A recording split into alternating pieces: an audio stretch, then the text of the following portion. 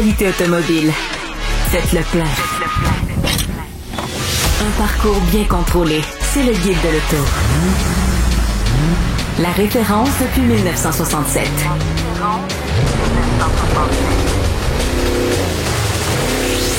Le Guide de l'auto. Bonjour tout le monde et bienvenue à cette spéciale du Guide de l'auto, revue de l'année sur les nouvelles, les moments qui ont été les plus marquants de 2024 en automobile. Il y en a eu des choses qui se sont passées, les gars, en automobile cette année. Oui. Tout récemment, on a appris ce retrait des crédits gouvernementaux du Québec, du programme Rouler vert qui a été mis sur la glace, ce qui a chamboulé l'industrie littéralement, puis on voit déjà ce qui se passe, les conséquences de cette seule annonce-là. Et il y a eu des annonces comme ça tout au long de l'année, et juste en matière de programme de véhicules électriques, c'est au mois de mars 2024 qu'on allait annoncer la réduction progressive des crédits, un budget, des règlements sur l'objectif 2035, ça a fait couler énormément d'encre et ça m'a parfois même occasionné des extinctions de voix. Mais on n'est pas là aujourd'hui pour parler que de ça, évidemment. Puis Louis-Philippe, tu nous as fait un répertoire d'abord des nouvelles qui, sur le site web du Guide de l'auto, en passant, c'est guideautoweb.com. Belle façon de plugger le site. guideautoweb.com. Exactement.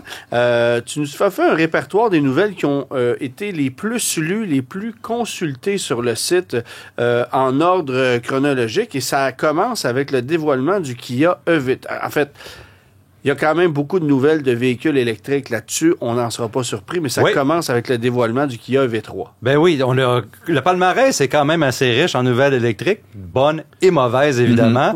Il y a aussi, nous autres, au Guide de l'auto, on voit beaucoup de consommation de nos galeries. Hugues, tu fais des galeries, des chroniques rétro, etc. Donc, des top 10 des galeries ne sont pas inclus là-dedans parce que c'est pas matière nécessairement de discussion, c'est beaucoup de divertissement. Tout à fait. Par contre, le dévoilement de la Kia EV3 a vraiment fait jaser parce que c'est un petit véhicule qu'on aime beaucoup au Québec, puis électrique. Donc, on attendait après le EV6, le EV9, ce véhicule-là qui est pas encore sur nos routes, mais qu'on a pu essayer. Là, notre collègue Gabriel Gélina l'a essayé à 2 reprises. Donc, on a hâte de pouvoir parler de ce véhicule-là plus longuement. On n'a pas beaucoup de détails sur qu'est-ce qu'on va avoir ici au Québec, les variantes. On sait qu'on peut avoir moteur simple, double moteur. C'est la plateforme EGMP qui est partagée avec Hyundai et Kia, qui est en somme toute une très bonne plateforme, une plateforme gagnante là, dans le monde électrique aujourd'hui. Un véhicule qui est 400 volts comme architecture autoélectrique, électrique, pas 800, il faut le mentionner parce que on parle beaucoup de la plateforme EGMP comme étant très avancée technologiquement, qui est capable de charger très rapidement jusqu'à 225 kW sur une borne de niveau 3. Mais avec le EV3, on veut essayer de rendre un véhicule abordable, on l'espère, puis c'est ça qu'on recherche. Donc on a coupé un peu, mais Et c'est d'autant plus important depuis l'annonce des dernières semaines. Ça a besoin d'être moins cher. Puis ça veut pas dire que c'est pas un véhicule pas performant au niveau de la recharge. On parle de 130 kW sur une borne de recharge rapide. Donc, quand même, rivalise avec beaucoup de véhicules. Il y a même des véhicules qui ont moins que ça. Donc, puis ça dépend toujours de la disponibilité de tes bornes de recharge. Donc, tu sais, ces chiffres-là sont toujours théoriques. Dans la réalité, on est plus proche de toute façon des niveaux de 130. Donc, c'est sûr qu'on n'est pas vraiment. Écoute, quand tu as des perdant. bornes de circuit électrique à 50 kW dans la majorité du temps, 100 kW dans la majorité du temps, tu es capable d'aller de couvrir. Il y a des bornes plus performantes, évidemment, des constructeurs qui se mettent avec le nouveau connecteur NACS, qui vont profiter que les utilisateurs vont pouvoir profiter des bornes du réseau de Tesla qui sont très performantes. Donc, oui, 130 kWh dans les conditions idéales, c'est parfait, c'est 20 minutes et let's go. Autre nouvelle qui a fonctionné, évidemment, ce sont les détails, prix, disponibilité du Equinox EV qui, on le sait, depuis son arrivée, fin mai, début juin 2024, connaît un succès colossal. Et quand je dis colossal, je vous donne une idée des chiffres de vente du Québec jusqu'à la fin de l'année. Alors, évidemment qu'au moment d'enregistrer, on est quelques jours avant Noël, donc on n'a pas les chiffres complets, mais ça nous donne une idée de grandeur. On a vendu, dans la seule province de Québec, plus de 14 000 Equinox EV année à date. est considéré que le véhicule est arrivé sur le marché début juin. Ce qui veut dire que on a vendu plus de 2200 véhicules par mois et donc plus de 100 véhicules par jour chez les concessionnaires Chevrolet du Québec. C'est quelque chose. Petit véhicule électrique abordable, on en parlait tantôt. Puis petit, mais justement, pas trop gros et assez polyvalent pour pouvoir servir vraiment de première voiture et donc pouvoir remplir pratiquement tous les besoins de beaucoup de familles. Mais on l'a-tu attendu, cet Equinox Pas tant petit que pareil, pas trop gros. Je me rappelle au Salon de l'Auto de Montréal, en début d'année, là, les gens tout le monde en parlait quand est-ce qu'on va l'avoir. Surtout dans la conjoncture de l'abandon de la Bolt aussi. Exactement. Qui va revenir, mais bon, évidemment, ça a fait un trou chez Chevrolet. Alors, on avait bien tracé la route chez Chevrolet avec la Bolt et ça a permis de donner un élan à l'Equinox EV quand il est arrivé. 4Runner 2025, quand ça a été dévoilé, ça fait énormément jaser aussi. Et là, évidemment, quand les prix ont été dévoilés tout récemment, ça a fait dégonfler la balloune de plusieurs. Mais ça a été un produit qui a attiré l'attention. Le Nissan Kicks 2025 aussi a fait énormément jaser. C'est un produit qui est populaire au Québec, forcément. Et avec le dévoilement de cette nouvelle génération de Kicks-là, ben on pallie évidemment à l'absence du Qashqai. Donc, c'est un véhicule qui joue un petit peu sur deux territoires. Livrable avec le rouage intégral, hein? Le Kick, c'était quelque chose qui lui manquait, entre guillemets, mais pas tant que ça nécessairement. Puis on décide de vendre le Kicks, l'ancien Kicks parallèlement là, avec le nouveau, qui va garder un véhicule abordable dans cette ligne-là. On l'appelle le Kixplay. C'est le Kixplay, c'est ça, je me rappelais pas du nom. Mais quand même un véhicule abordable à traction qui va rester là. Puis ben le nouveau Kicks qui est plus dispendieux, mais livrable avec le rouage intégral. Un véhicule qui est plus gros, qui vient avec plus de technologie, mais qui garnit un peu le catalogue Nissan qui en a grandement besoin. Là. Bon, Hyundai Tucson 2025 a fait jaser aussi dans le monde des nouvelles. Ouais, en 5e position. Et une nouvelle qui a fait jaser énormément, à chaque fois qu'on parle de véhicules électriques, ça peut être assez polarisant. 29% des véhicules électriques, des propriétaires, de véhicules électriques regretteraient leur choix. Ben oui, ça c'est un sondage qui a été fait par la firme McKinsey. McKinsey, c'est une grosse firme, des fois un peu controversée, fait qu'il faut le prendre avec un grain de sel, des fois les sondages qui viennent de la firme McKinsey. Par contre, ça a été fait en milieu d'année, ce sondage-là, puis qui disait que 29% des gens qui ont un véhicule électrique voudraient revenir en arrière ou regrettent leur choix. Et là, se sont élevées toutes les voix des propriétaires de véhicules électriques qui a dit, pas moi. Puis là, tous les sites ou les organisations ont fait leur propre sondage parmi leurs membres en disant, non, c'est 3%, c'est pas 30%. La méthodologie de McKinsey. Ça se peut qu'on aille parler uniquement des propriétaires de BZ4X. Non, mais il y a un truc à voir. Mais surtout pas ceux de Tesla, par exemple, parce que les autres, il faudrait voir pas ces sondages. Quel âge ont les véhicules des propriétaires interrogés. C'est sûr que si c'est des early adopters... Des Focus EV, là. Voilà, si c'est des early adopters, on peut comprendre, c'est des véhicules qui sont moins matures. C'est pas d'aller contre l'électrique du tout ici. C'est de dire, faudrait comprendre le panel qui a été interrogé et de se dire, est-ce que c'est des véhicules un peu plus anciens qui, ont moins d'autonomie, ont moins de capacité, même au niveau des softwares, etc., de facilité d'utilisation.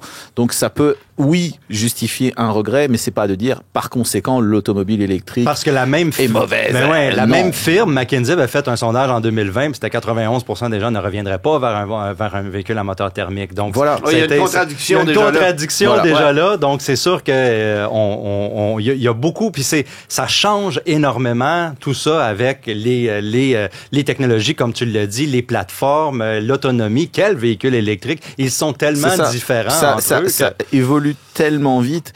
Il y a 5 ans, acheter un véhicule électrique, c'était un véritable acte de foi. C'était vraiment un engagement personnel. Aujourd'hui, avec les autonomies et je pense les fiabilités qui s'améliorent et tout le support logiciel, la disponibilité des chargeurs, etc., c'est beaucoup moins un acte de foi. Permets-moi de te dire que si tu achètes un véhicule à essence, dans certains quartiers, on va même te pointer du doigt. Voilà. Alors, en 5 ans, c'est un revirement de situation quand même assez drastique. On change de catégorie parce qu'évidemment, Ram a fait breveter une camionnette à 3 rangées de sièges. Et moi, je suis fasciné parce que dans l'industrie automobile américaine, on a vu des camions comme les International CXT, comme les Ford Excursion, comme les Ram Mega Cab arriver sur le marché, connaître des succès relatifs puis disparaître. j'ai toujours cru que les Américains avaient pour adage plus gros, c'est mieux, mais on se rend compte qu'il y a une limite. Et l'excursion, c'est probablement le plus bel exemple. C'est un camion, c'est un VUS, un gros utilitaire qui était basé sur le Ford Super Duty. Et on s'est rendu compte que on plafonnait peut-être avec un Expedition ou avec un Suburban et qu'on n'avait pas besoin de plus gros dans l'industrie. Donc, ça a été éliminé.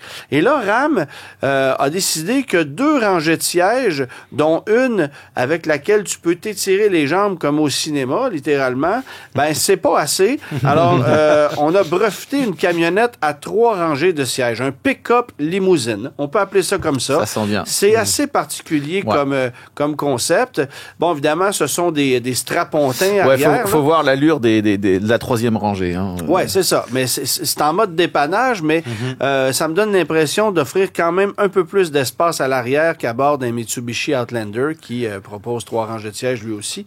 Bien que ça me tente pas du tout de m'asseoir en arrière d'un Mitsubishi Outlander. Alors ça a été assez particulier. Et il y a une voiture qui a fait couler beaucoup d'encre et j'en suis en partie responsable parce que j'en ai énormément jasé. C'est la Fiat 500e. Lorsqu'on a dévoilé cette voiture-là, évidemment, on en a énormément jasé, incluant les prix, tout ça. On a dit que c'était la voiture électrique la moins chère qu'on pouvait commander au pays, bien évidemment. Mais disons que la voiture a fait beaucoup plus jaser que le nombre d'acheteurs qui se sont précipités pour en acheter. Ils nous ont pas jasé avec leur chéquier. Là. Non, c'est ça. Bon, évidemment, il y a eu cette Fiat 500 qui a été offerte gratuitement par un concessionnaire du Colorado qui a fait un stunt publicitaire en disant « Moi, je combine des crédits applicables et puis je subventionne le reste du prix de la voiture si bien qu'elle vous coûte 0. » C'est une voiture. Ben oui. On l'a fait avec une voiture, pas avec une gamme de voitures, mais avec une seule unité de voiture. Mais ça a fait énormément jaser puis ça fait connaître le concessionnaire. Mais la Fiat 500... Pour le moment, on ne peut pas parler d'un succès commercial. D'ailleurs, on a cessé temporairement sa production du côté de Turin, je crois qu'elle est assemblée. Moi, je trouve ça terriblement triste parce que cette voiture-là, pour qu'est-ce qu'elle a à offrir et à son prix, je trouve que c'est un véhicule électrique qui est très adapté. Ouais, vraiment. Puis moi, j'aimerais qu'on puisse les voir se multiplier en jaune avec des coques sur le toit. Je pense que ça serait des voitures parfaitement adaptées à Benny au Saint-Hubert. J'envoie un message comme ça. Vive la Abarth. Ouais, c'est ça. C'est ça. Bon, un autre véhicule qui a fait jaser, puis moi, c'est un véhicule coup de cœur depuis qu'il est sur le marché. Bien que à une certaine époque, c'était pas évident à voir, là, c'est le Maverick. Changement cosmétique, hybride 4 roues motrices. Ça aussi, ça fait jaser. Et oui, parce que quand il a été lancé initialement, on ne pouvait pas avoir la motorisation hybride avec le 4 roues motrices. C'était seulement le rouage avant, les roues motrices avant, ce qui était bizarre un peu là, comme pour une camionnette, une petite camionnette. Puis là, je pense que Ford a allumé assez rapidement pour nous donner qu'est-ce qu'on voulait un peu, la voiture hybride avec le rouage intégral. Oui, exactement. Et puis Mazda, qui a dévoilé son CX-70, on était impatient de voir le modèle arriver sur le marché. On était curieux de voir le design de ce véhicule-là pour finalement constater qu'on l'avait déjà vu. C'est ça. Ça ressemble un peu à ça. Mais un contenu, somme toute, populaire en 10e position. Mais ce qui est intéressant de voir, c'est que dans ce top 10, on voit quand même une vraie curiosité pour l'automobile électrique. Ouais. Mais vraiment, les gens suivent ça, sont intéressés. Ça ne veut pas dire forcément que tout le monde est prêt à acheter, mais il y a définitivement une vraie curiosité. Et puis, on voit que ensuite le reste est dominé par essentiellement des VUS compacts et intermédiaires, et que le reste de l'intérêt des gens pour les autres véhicules, tu parles de véhicules électriques super élevés, quoi. Tu parles de véhicules électriques. Parmi les autres actualités qui ont évidemment retenu l'attention, la réduction des aides gouvernementales aux provinces. Bon, l'abolition des crédits gouvernementaux, ça a été des textes qui ont été particulièrement consultés, des blogs aussi. Évidemment, Nordvolt avec toute la saga, ça a été lu énormément. Est-ce que le Tesla Cybertruck a fait jaser, Louis-Philippe? On peut-tu parler de la revue de l'année que je pense qu'on a fait le tour du Cybertruck, on a fait le tour carré. Là, oui. Je te raconte une anecdote par rapport au Cybertruck. Une autre? Alors, j'en ai plein, moi. Ah oui! J'étais au volant il y a quelques jours à peine du Volkswagen ID Buzz. Et j'arrive sur un feu de circulation. Et à côté de moi arrive un Cybertruck. Et le gars qui est à bord me regarde puis il me fait un thumbs up. Hey, beau véhicule. C'est là que je me suis senti mal d'y en faire un à mon tour. Ouais. Là, j'ai fait, est-ce que je dois lui dire merci ou non merci? J'ai juste hoché la tête et j'ai eu la chance de voir le feu tomber au vert. J'ai sacré parce que il faut dire que la controverse entourant ce véhicule-là, puis vu que pendant qu'on est dans le bilan de fin d'année, là, les articles, les interventions dans les médias, le courrier haineux que j'ai reçu à propos des opinions sur ce véhicule-là, des gens qui en ont acheté puis qui disaient, j'ai reçu des textos ou des courriels sur Messenger ou des courriels par le biais de la boîte de questions des lecteurs du Guide de l'auto, en disant tu l'aimes pas parce que t'es pas capable d'en t'en payer payer un, tu l'aimes pas, tu connais rien là-dedans. Tu sais, c'est quelque chose que jamais avec un véhicule j'ai vu autant de polarisant là, autant des gens qui l'adorent et que si tu soulèves, c'est pas ce que veut Elon Musk un peu. Ouais, c'est une religion, on s'entend, c'est un culte maintenant. Si on soulève un défaut sur le véhicule, ça veut dire que tu sais c'est un gars, ce gars-là c'est pas quoi qu'il parle, etc. Donc mais jamais là j'ai vu autant de et aussi pour la population générale, les questions qu'on a dans la rue, c'est quoi ces véhicules-là? Qu'est-ce que ça fait? Ça a quoi comme performance? Comment t'as trouvé ça? Etc. Donc, je peux pas dire que c'était un véhicule que j'ai pas aimé ou bien aimé. C'est juste qu'on en a parlé tellement que ça a fait vraiment une bonne partie de l'année, là, le Cybertruck. Évidemment, peut-être que vous avez vu passer ce clip sur les réseaux sociaux où un Tesla Cybertruck est pris dans à peu près 1 pouce de neige à Montréal et tourne sur lui-même sans pouvoir sortir. Je pense qu'il n'y avait pas les bonnes bottines, là. Il n'y avait pas les bonnes pneumatiques. Tant que tu voudras, là, t'as un camion de 9000 livres à 4 roues motrices, tu devrais pouvoir... Ça devrait bouger. Ça devrait bouger. Il y a quelque chose qui marchait pas. Ça a fait énormément jaser aussi. Dodge Charger, oui. On est à peu près les seuls au Québec à l'avoir conduite, alors évidemment que ça a attiré l'attention. Puis c'est du concret finalement, parce que c'est un retard, c'était supposé. Nous là, initialement, on devait être capable de conduire cette voiture-là pour en faire une critique pour le Guide de l'auto 2025 qui est sorti à la fin du mois d'août. Alors, c'est vous dire à quel point cette voiture-là était supposée être lancée bien longtemps avant son arrivée. Et là, on est fin décembre 2024 et il y a quelques unités qui arrivent chez les concessionnaires en ce moment. Donc, il y a peut-être 7 ou 8 Québécois qui vont profiter du 12 000 pour se la procurer. Alors, c'est dire... C'est ce qu'on appelle une édition limitée. Oui, c'est ça. C'est une édition assez limitée. La Charger Daytona, évidemment, qui est la version électrique et arrivera dans à peu près 6 mois, la version à essence. Et entre ça, une version à 4 portes électrifiées. Et on devrait voir apparaître d'ici quelques mois les premières images des Police Pack ou des Charger Pursuit qui vont être commercialisés probablement dès l'année prochaine parce que c'est un marché que Dodge a littéralement laissé tomber avec l'abandon de la précédente Charger et qu'on veut évidemment récupérer. Surtout que Ford a plus de Taurus à offrir. Alors, je pense que... Et qui pourrait assez facilement récupérer. Ah oui, ils vont le récupérer par défaut parce qu'il n'y a plus rien d'autre. Ouais. Je pense pas que les policiers vont se promener en modèle 3. Je pense pas. On verra. Non, je pense que... Non, puis ils ont aussi les contacts, les connaissances, ils ont aussi un historique. Oui, c'est ça. Ils savent comment fabriquer une voiture qui est bon. Rivian ça fait longtemps qu'on n'a pas parlé de Rivian. Oui, Rivian est une compagnie qui va bien, a vendu... C'est important de le souligner. Oui, c'est une compagnie qui va bien. Ça n'a pas toujours été facile, mais on a plus de 125 000 véhicules de vendus en Amérique du Nord jusqu'à maintenant. L'avenir semble prometteur avec l'arrivée des R3, R2, R3X. Moi, le R3X, c'est un véhicule qui me fascine. J'adore le look de ce véhicule-là. Pour me réconcilier avec un véhicule électrique, considérant qu'on a une augmentation de prix drastique en ce moment, ça, c'est un truc qui me plaît. Que ce soit électrique ou pas, juste par sa forme, par son design, je trouve ça complètement charmant. C'est frais, c'est... Remarque, j'ai été séduit par la Charger électrique aussi, qui a tout sauf les allures d'une voiture électrique. Alors ça, j'ai bien aimé ça parce que j'ai en horreur ces bulles. Ouais, c'est ça. Tu sais, un Nissan, Nissan Ariya, là, c'est tout sauf passionnant. Puis le Audi Q6 e-tron ou la A6 e-tron. Le EQE. Ben c'est ça, c'est ce que j'allais dire. On oublie ton favori, le QE et le QS. C'est ça. Fait que non, c'est pas le genre de véhicule qui me plaît, mais dans le cas de Rivian, je trouve qu'on a quelque chose de vraiment particulier. Et évidemment, parce que Rivian a fait jaser, ben Scout a fait jaser. Pourquoi? Parce que ça ressemble étrangement à Rivian. Ouais, c'est comme le rival, hein, on dirait que on peut pas nier que Scout veut prendre les parts de marché que Rivian est après. Là. Ouais, bon, Scout évidemment, c'est une division électrique de camions qui appartient à Volkswagen et qui devrait éventuellement arriver sur le marché. Des véhicules qui évidemment ne seront pas vendus par les concessionnaires Volkswagen, mais par des bannières indépendantes. Et il semble qu'on ait une stratégie de vente à la Rivian avec des bases uniques. C'est bon, on va pouvoir acheter ça sur Internet.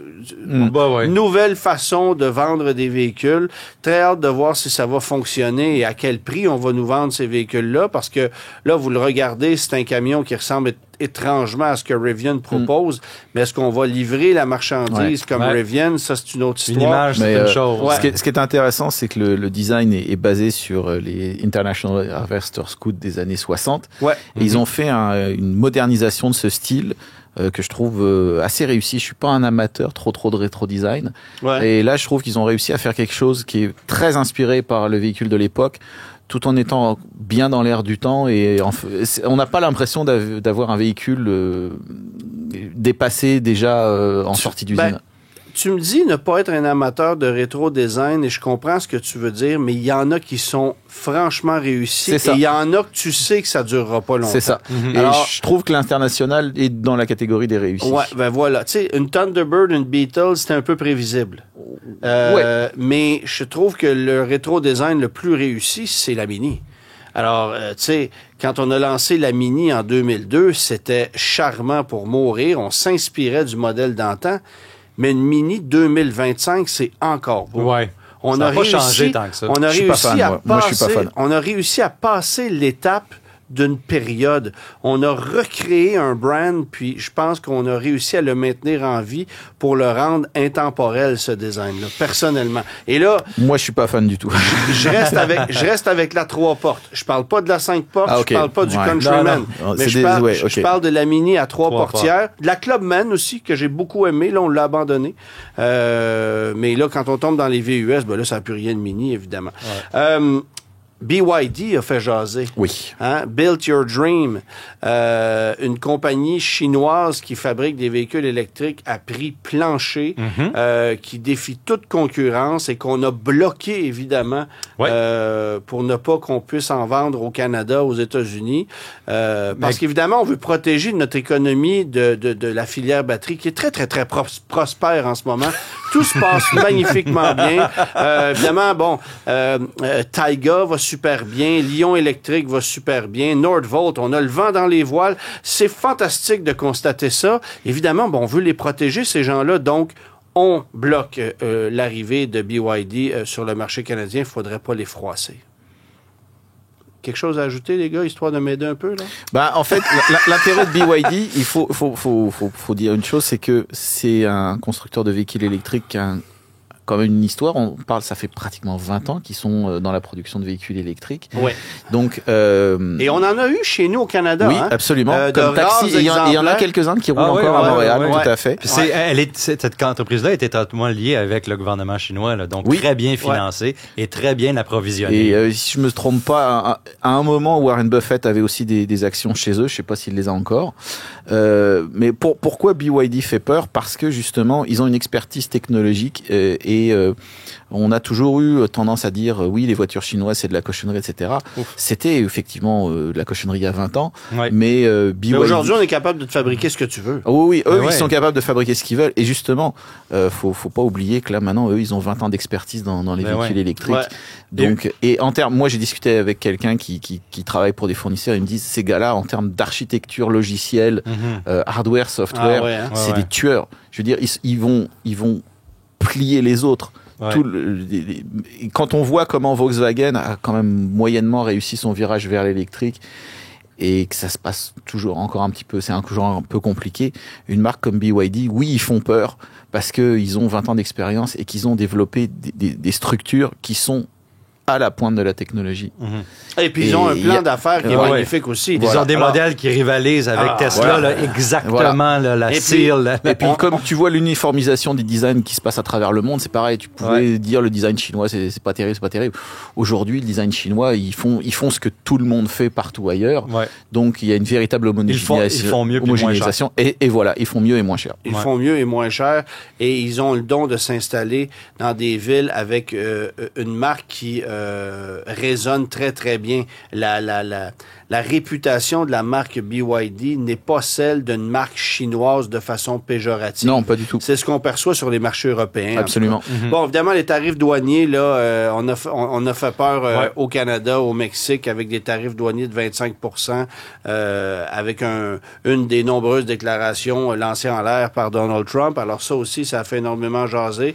Reste à voir si ça sera du concret. Mais évidemment que si ça arrive, ça pourrait brasser l'industrie automobile. Encore autre chose qui va faire mal. Encore autre chose qui va faire mal. Comme on en a parlé la dernière fois de ça, il y a une pièce automobile dans l'assemblage peut traverser la frontière 56 fois avant d'arriver à un véhicule fini. Absolument. Un solénoïde, une poignée de porte, n'importe quoi. La poignée de porte. Et surtout, dans l'ère où est-ce que les Asiatiques, les compagnies asiatiques, les Européens, tout ça s'associent, ben nous, si on commence une guerre entre nous, l'Amérique du Nord et le Canada, les partenaires économiques dans l'automobile depuis belle lurette, c'est vraiment pas intelligent. Moi, je mise sur le fait que ça n'arriverait pas, ou il y aurait une exception dans l'automobile. Il y aura pas grand monde qui va sortir gagnant de cette histoire-là, de toute façon.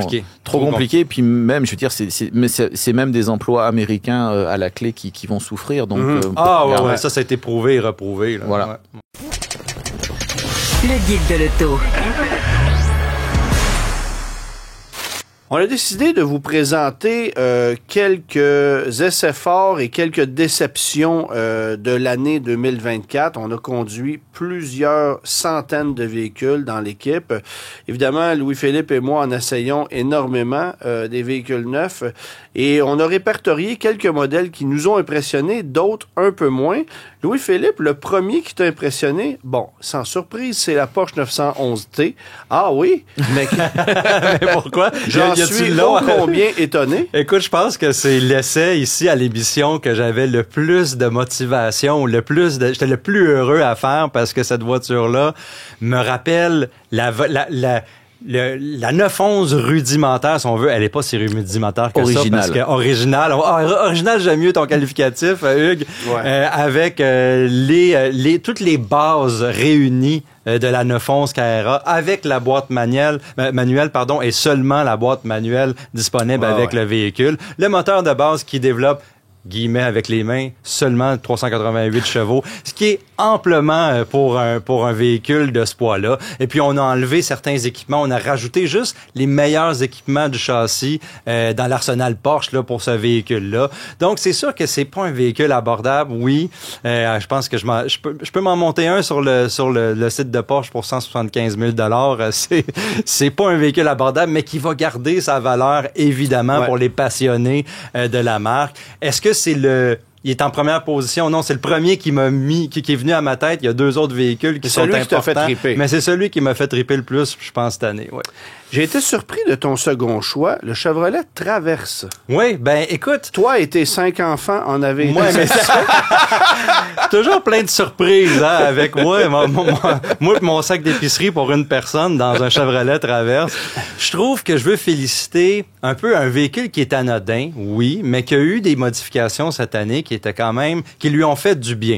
Il y a des bémols là-dedans, puis je vais en venir tantôt, mais le look du véhicule, la conduite qui a été un peu améliorée sur le châssis, l'intérieur, l'habitacle qui a été amélioré du Traverse, le confort, la variante Z71 par exemple, qui amène des petites affaires qui sont le fun puis qui est beau à regarder.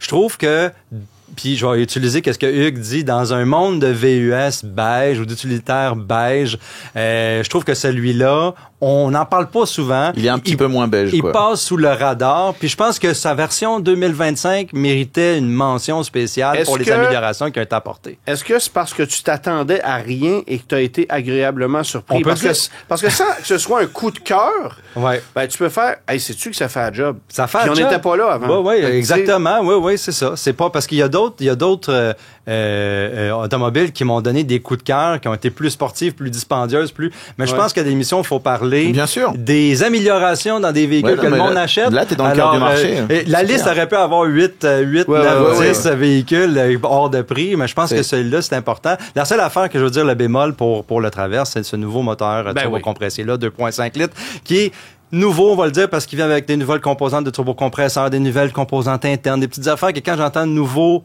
module, tu sais, un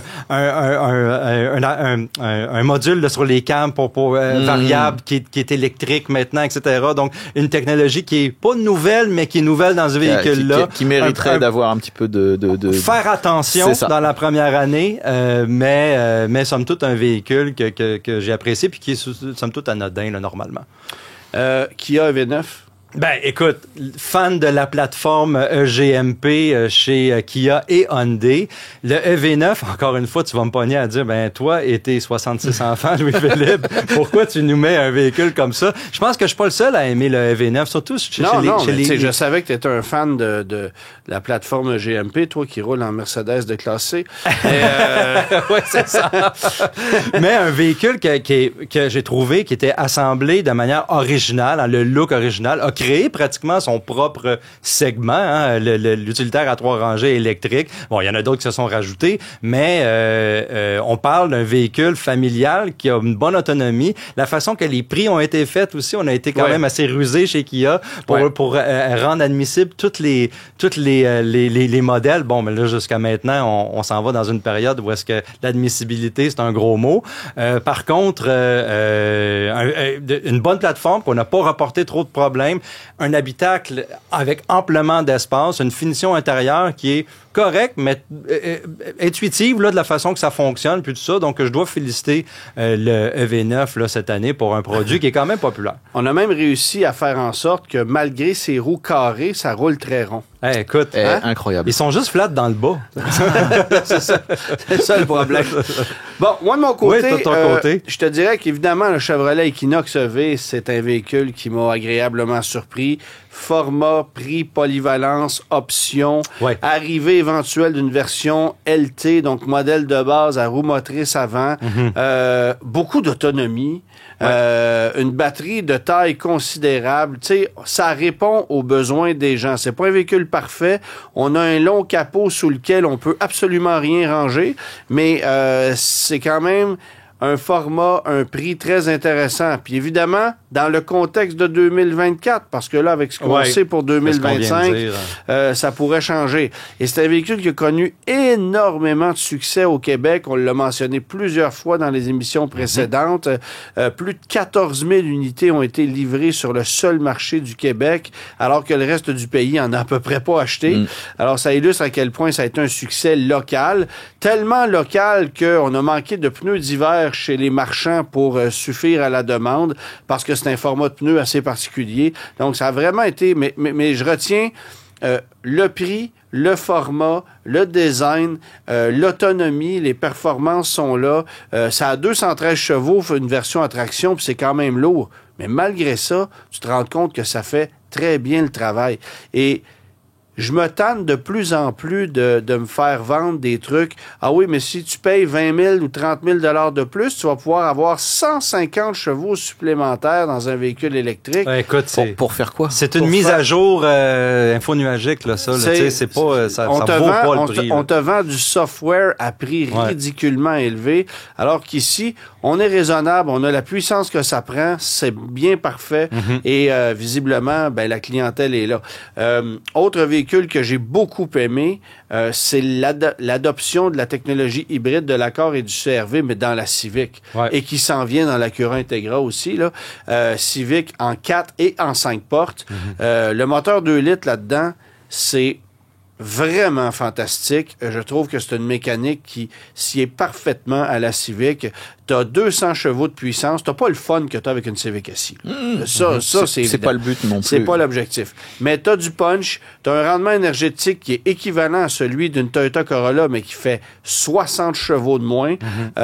Puis une Corolla, pour avoir conduit simultanément les deux modèles, bien sûr qu'une Corolla a beaucoup d'avantages, mais c'est immensément moins agréable à conduire qu'une Civic, qui demeure une voiture agile, précise, super bien dessinée, modèle ergonomique. Tu sais que tu n'auras pas de problème avec ça, que ça va durer 10, 15 ans. Alors, tu sais, c'est un achat sensé. C'est vrai qu'ils sont chers, là. Mais qu'est-ce qui n'est pas cher en ce moment? Ben, c'est ça. Qu'est-ce qui est abordable? Maintenant, il faut regarder les standards d'une manière différente, là. On peut plus acheter une Hyundai Venue, c'est pas cher. Je m'excuse, là, mais à 25-26 000 une Hyundai Venue, c'est très cher. Parce que ce qu'on te donne pour ce que tu payes, c'est pas grand-chose. Alors, c'est une voiture qui, moi, m'a vraiment impressionné. On va dévoiler d'ici quelques jours les prix du North American Car of the Year.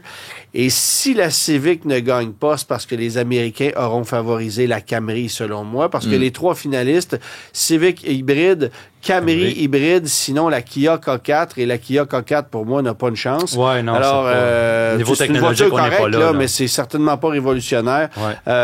Mais je trouve que la Civic hybride mériterait de gagner. Surtout aussi en considérant la version hatchback qui est fantastique, qui est faite aux États-Unis. On vend près de 40% des Civics vendus aux États-Unis, ce sont des hatchbacks maintenant. Alors, c'est dire à quel point les Américains ont changé leur fusil d'épaule. Quant à la perception d'une voiture à haillons, c'est intéressant pour de voir ça. Pour la polyvalence. Mais il se vend autant d'accords aux États-Unis que de Civic, et chez nous, il se vend... mon Dieu, 15 Civic pour une Accord, ça se compare même pas. Fait que c'est des marchés qui sont complètement différents. Le ID Buzz. Ton troisième choix. Troisième coup de cœur. Ben, c'est un coup de cœur, mais totalement irrationnel parce que le prix a pas d'allure, là. Puis d'ailleurs, je connais des gens qui avaient placé un dépôt pour ce véhicule-là et quand ils ont vu le prix, ils ont fait, goodbye Charlie. Et puis l'autonomie qui est décevante, là, en bas de 400 km pour un congélateur comme ça, qui offre un rendement plutôt ordinaire. Tu l'aimes, ton troisième coup de cœur, là. Non, mais qu'est-ce que c'est cool comme look. C'est cool. C'est cool à conduire, c'est différent, c'est rafraîchissant. Je l'ai pas conduit encore, mais j'étais dans la troisième rangée pendant une bonne période de temps, puis confortable même dans la troisième rangée. Donc, t'as écouté une game de hockey? Non, j'étais en route vers l'aéroport. Donc, OK, d'accord. Mais écouter une game de hockey, il y avait. Non, mais il y a tellement d'espace là-dedans. C'est vraiment, vraiment fascinant. Je l'ai présenté à Salut Bonjour le week-end dernier, d'ailleurs. C'est un véhicule qui fait tourner les têtes. C'est incroyable comme produit. Mais encore une fois, position de conduite, le côté original, différent. Oui, c'est un utilitaire, mais en même temps, tu peux pas qualifier ça de minivan. Comme si tu faisais référence à une grande caravane. Non. C'est pas un VUS, c'est pas... Tu sais, c'est vraiment un fourgon cool. Et en termes de design, je trouve que c'est une réussite fantastique. Bon, est-ce que ça va être un feu de paille comme la Beetle? Est-ce que ça va perdurer? Est-ce qu'on va réussir à en vendre? En tout cas, ils l'ont fait, c'est déjà une très bonne chose. C'est ça. Fait que toi, Hugues, ton opinion, le rétro de tantôt que tu nous disais, est-ce que c'est une réussite ou un flop pour le ID Buzz? Moi, je pense qu'ils ont réussi à faire quelque chose de très inspiré du véhicule original, tout en effectivement gardant des canons modernes. Sur ce type de véhicule, ils n'ont pas le choix parce qu'il faut le rendre aérodynamique. Donc, il y a des choses que tu peux faire et pas faire. Je pense que le rétro... Comme la mini électrique, par exemple. Le rétro design est intéressant quand il va chercher l'essence du véhicule qu'il copie et qui ne cherche pas nécessairement à trop le copier. Un exemple de ce qu'il faut pas faire, à mon avis, c'était la T-Bird de 2002-2003. C'était une copie pas très intéressante. Et puis l'intérieur était alors complètement à côté. Donc, je suis pas fan du rétro design quand il est vraiment trop basé presque en religion, en disant on copie, on refait, on s'abaisse devant le design original. Quand il y a une inspiration et qu'on va chercher quelque chose de frais et d'intéressant, oui, pourquoi pas. Dans le cas du ID Buzz, il y a un truc que j'aime beaucoup, c'est qu'il y a de la couleur. Il y a de la couleur. J'en ai marre des VUS gris, blanc, noir, j'en peux plus. Il y a que ça. On donne des bonnes combinaisons de couleurs. Et là, il y a de la couleur. Et souvent les gens achètent des VUS gris, blanc, noir en disant la valeur de vente sera pas là. Et là, justement, je pense que ça va être l'intérêt du véhicule, ça va améliorer la valeur de revente. C'est un truc qui est juste parce qu'il y a de la couleur, c'est agréable à regarder. Oui, absolument. Puis il y a des combinaisons de teintes intéressantes, intérieures et extérieures. Oui, absolument. Fait que c'est un truc. Puis je suis curieux de t'entendre, on parle de rétro-design depuis tantôt, parce que c'est un point que tu amènes qui est quand même intéressant.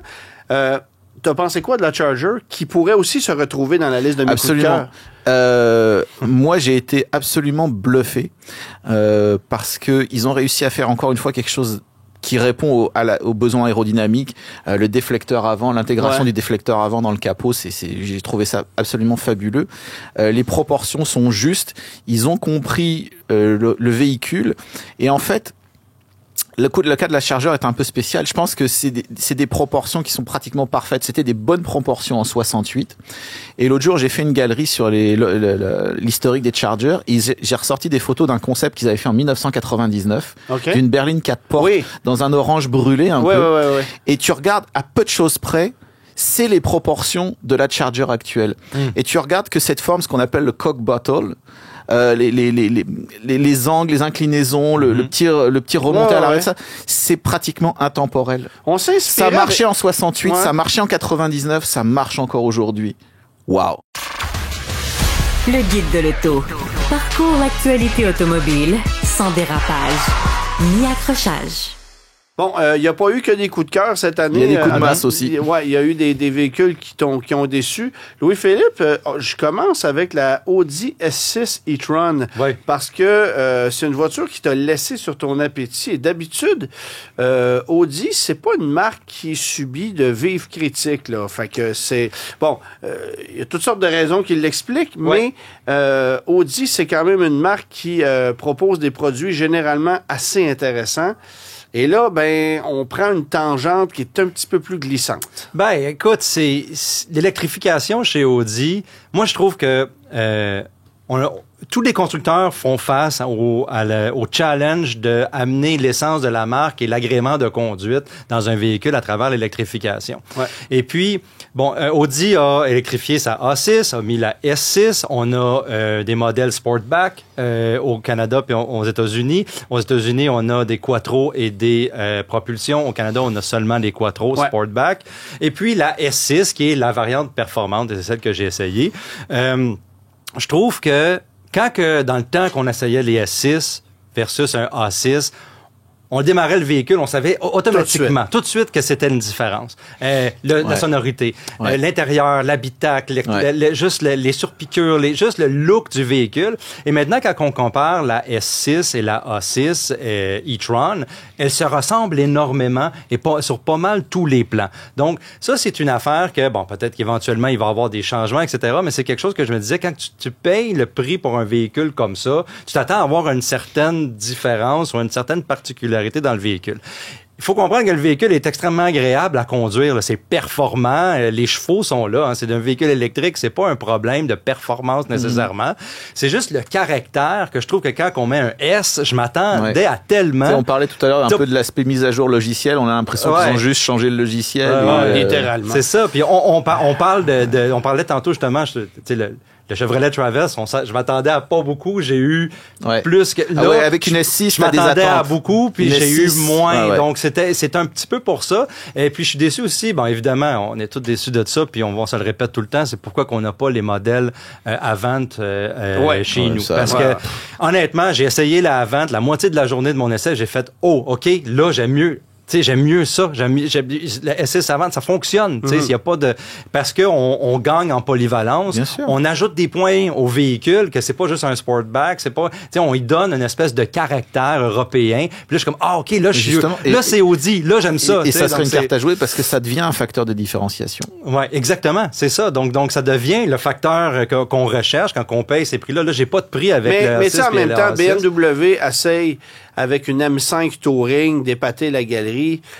On est trop dans l'extrême. Ouais, on est là, on est. Il faut avoir des familiales comme par exemple, tu parlais de la V60 Cross Country, la Allroad, la Allroad, oui, absolument. C'est un véhicule qui est de gamme abordable entre guillemets, mais pas crazy, je veux juste te dire, peut-être abordable pour toi, là. Mais c'est ça. Quand que je compare au prix en euros que j'ai vu de la A6, la S6, etc., OK, abordable. Donc, c'est des véhicules qui vont coûter très cher. Puis, j'implore Audi de dire, mettez plus de Audi dans vos Audi électriques. Là, let's go, là, on ouvre la machine, puis on met un peu de particularité. Puis c'est pour ça que ce véhicule-là quand tu as ce sentiment que c'est une programmation qui justifie la hausse de prix, non, ça fait mal. Puis dans ces segments-là, les gens veulent, c'est pour le 30 000 de plus, c'est ça. Puis de toute façon, on s'en va vers ça. Ouais. Et ça va être très très difficile de justifier tout ça. C'est comme le problème des marques de luxe. On a vu Jaguar, mais Jaguar aujourd'hui, justement, justifier sa position middle gamme premium. Quand une voiture électrique, il y a plus de vibrations, il y a du confort, il y a tout ça, ça devient très très difficile de justifier une place un peu dans le premium. Et bon, eux, ils ont choisi d'aller vraiment vers le luxe, mais l'aspect, justement, tout ça maintenant est contrôlé par logiciel et ça va être difficile d'expliquer au consommateur pourquoi il paye plus. Parce qu'il va pas le voir, il va pas le sentir, il va pas l'entendre. Si tu prends un sac à main Michael Kors et que tu veux en faire un sac à main Chanel du jour au lendemain, tu as besoin de te lever de bonne heure. Et voilà. Alors, c'est pas... J'aime ton analogie de sac à main. Hein? Ça montre... Je connais pas juste tes connaissances. Je connais pas juste les chars dans la vie. Il est fancy aussi, là, faut pas croire. Fais-toi-en pas, c'est pas parce que j'en ai acheté. GV80 coupé chez Genesis, ça t'a déçu, ça? Moi, je suis un fan des produits. J'aime beaucoup les produits qui sortent de chez Genesis. Je trouve que c'est original. On se différencie des Allemands. GV70, même l'électrique, j'aime beaucoup. Puis même les berlines qu'on continue à trouver, tout ça. Je trouve que on fait un effort pour se différencier, puis on a des véhicules qui sont assemblés d'une main de maître à l'intérieur. C'est tout ce que on voudrait avoir d'un véhicule qui est pas allemand, là, mais dans la même braquette de prix puis dans la même prestige. Puis je trouve ça c'est très réussi chez Genesis. Le problème avec le GV80 coupé, c'est qu'on joue dans une talle des Allemands, mais pas avec tous les mêmes outils. On n'a pas par exemple quelqu'un qui va acheter un coupé chez Mercedes, va avoir tendance d'aller chez AMG. Je pense qu'il y a des statistiques pour ça. Il va aller chez BMW, la même fois on prend un X6M, etc. Je trouve que du côté de GV80, on a fabriqué un véhicule qui est subjectivement design, mais on n'a pas le moteur, on n'a pas la dynamique de conduite qui vient avec un utilitaire coupé qu'on veut qu'une personne, par exemple, qui va sacrifier l'espace de chargement, qui va sacrifier l'espace pour le dégagement pour la tête arrière. On n'en sacrifie pas beaucoup dans le GV80 coupé. Là, je pense que c'est minime, mais dans l'espace de chargement, par exemple, un gros véhicule comme ça, puis sacrifier, on veut avoir cette dynamique de conduite-là, une espèce de consolation pour un véhicule sportif, puis quand même avoir de l'espace. Puis je trouve que le GV80 coupé, il tombe dans une craque. Il est pas assez performant, il est très cher. Fait que c'est pas mauvais. 104 000 là. 104 000 là de prix de départ. Ça donc pique un peu. On pique dans les Allemands qui dominent cette espèce de configuration là coupée. Est-ce que t'as pas l'impression, pardon, est-ce que t'as pas l'impression justement qu'avec ce produit-là, on ne tente pas de cibler ceux qui se sont écœurés de la fiabilité et des coûts de possession d'un véhicule allemand? C'est fort possible. Avec un GV80 coupé, tu as un équipement ultra complet, tu as un look qui est réussi, tu as tout le luxe que tu veux, tu as une prestance, tu as un véhicule qui est très original. Puis tu as un service après-vente mais tu n'as pas la conduite aussi dynamique qu'un Cayenne coupé, jamais, sauf que t'auras pas une machine capricieuse entre les mains comme ce que vont te servir les Allemands. Puis on te regardera pas du haut des airs en disant t'es un client parmi tant d'autres. Chez Genesis, t'arrives là-bas puis t'as un service 5 étoiles. Alors, c'est ce qui fait que ce véhicule-là pourrait se vendre à quelques unités. Mais c'est sûr que dans l'imaginaire, de devoir déplier 104 000 pour ce véhicule-là, quand t'as une mécanique qui est peu compétitive. C'est ça. Ouais. Je te suis un peu. QX80, je suis curieux de t'entendre parce que j'ai pu le conduire brièvement. Ça m'a pas renversé, effectivement, mais j'ai pas trouvé que c'était un flop monumental non plus. Ah, puis il y a aucun véhicule sur cette liste-là qui sont des flops. Hein. Je pense que c'est ceux qu'on aime moins ou qu'on trouve que ils sont pas sur leur X. Il y a une petite déception. Il y a une petite déception. Puis le QX80, je trouve que bon, c'est un véhicule qui est confortable, loadé de technologie, beaucoup de gadget, j'ai peur un peu pour la fiabilité, puis je trouve qu'ils ne rivalisent pas avec ceux qui les manufacturiers de camions qui ont fait des véhicules de luxe comme l'Escalade, la Navigator, etc. Je trouve qu'avec le QX80 encore on tire de la patte technologiquement. On essaie de rattraper. On lui a enlevé certaines caractéristiques comme les différentiels bloquants en arrière, je pense, dans le passage vers cette génération-là. Tu sais, on a cette mécanique-là qui est pas vraiment économique, qui est un biturbo, bon, OK. C'est pas économique du tout. Moi, j'ai été déçu à ce niveau-là. C'est ça, exactement. Fait puis, tu sais, on regarde les prix, là, c'est 104 000 que ça commence, 124 995 pour le Autograph. Ça commence à ce prix-là, puis après ça, on ajoute toutes sortes d'options. Donc, je trouve qu'on joue dans la table de véhicules qui sont passés maîtres dans l'art de faire ce type de véhicule-là, de gros utilitaires banlieusards de luxe, puis j'ai de la misère à le recommander. C'est-à-dire que quand tu t'achètes un véhicule de ce créneau-là, tu veux une prestance. Lincoln a perdu énormément de... L'étoile Lincoln ou l'emblème Lincoln brille beaucoup moins qu'avant, mais le nom Navigator continue de résonner dans l'imaginaire des automobilistes américains. L'Escalade, c'est encore mieux. Le Cadillac Escalade, ça marche. Alors, on sait ce qu'on s'achète. Le Range Rover, on sait ce qu'on s'achète. Mais l'Infiniti QX80, ça veut rien dire. J'en ai rien à foutre de l'emblème Infiniti. Il y a ça. Tu peux enlever les badges, ça change rien. C'est donc le produit que tu achètes. Bien plus que l'image. Et il y a des gens qui vont acheter l'image de l'Escalade en se souciant du produit de façon relative, alors qu'un Yukon Denali aurait pu faire le travail. Amplement le travail. Mais on veut avoir la badge Cadillac. Chez Infiniti, quel est l'intérêt d'aller là versus d'aller sur un Armada? Ben, quand tu regardes ce que Nissan a fait avec un Armada Platinum Reserve, ben, tu te dis chez Infiniti, pour 20 000 de plus, est-ce que tu en obtiens beaucoup plus? Oui, tu as un système audio encore plus poussé. Tu as un look qui est un peu différent. Mais 20 000 tu as des surpiqueux. Oui, mais quelqu'un qui a 105 000 a 125 000. Alors, il y a des gens qui vont faire le saut, qui vont passer de l'Armada à l'Infiniti parce qu'ils vont vouloir avoir la totale. Mais le gros défi de ce produit-là, pour moi, c'est pas le produit, c'est l'image. Et ça a toujours été le problème d'Infiniti depuis... En fait, ça n'a pas toujours été le problème, c'est pas vrai. Parce que si on recule d'il y a 20 ans, quand on a lancé une G35, le FX était un produit qui avait une image fantastique. C'était extraordinaire. Alors, ça, on achetait... Avec un design, là... Même la Q45 avait quand même... Alors, on achetait Infiniti, on achetait l'image, on achetait le nouveau, puis ça avait un effet de nouveauté comme Genesis a en ce moment. C'est pas pareil. Mais là, Infiniti, ça veut rien dire. Ça veut plus rien dire. Ça veut plus rien dire, exactement. Alors, c'est le défaut. Moi, je regarde ta liste à toi. Puis je te l'entoure. Tu as mis en première position le Solterra chez Subaru, slash BZ4X chez Toyota. Écoute, il est sur la liste. Moi, la liste de l'an dernier aussi, là. mais cette année, plus que jamais, parce qu'on en a vendu cette année. Et il y a des milliers d'automobilistes québécois qui se sont fait, mais littéralement floués par ces deux constructeurs-là, parce que tout le monde sait de façon unanime que c'est une cochonnerie.